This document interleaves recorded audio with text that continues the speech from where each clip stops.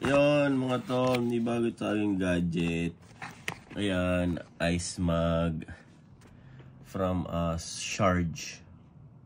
Ayan. Magnet siya.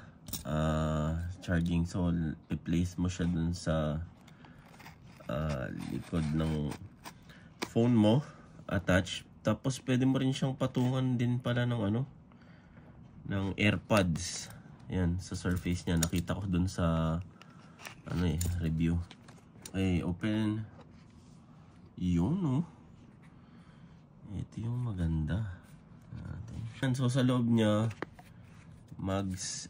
ice mug na power bank. 10,000 yan, milliamps. Yan.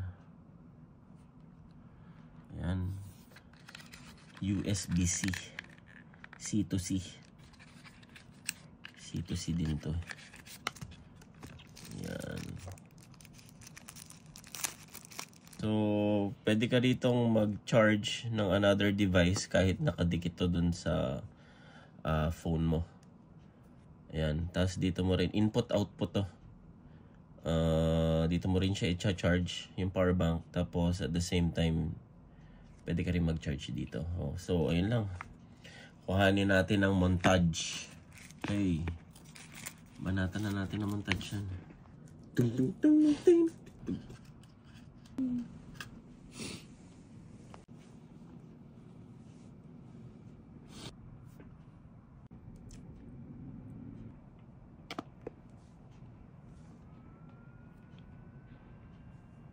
Hindi siya masyadong maiinit kasi meron siyang cooling fan. Yan. Kaya siya tinawag na ice mug. Iyon mga tol, yan. China-charge na natin yung iPhone. Kasabay niya, china-charge na rin natin yung Apple Watch. So, very cool. Ayan. Nagbabago-bago kulay, RGB. So, yun lang. Maraming salamat. Rock and roll. God bless everyone.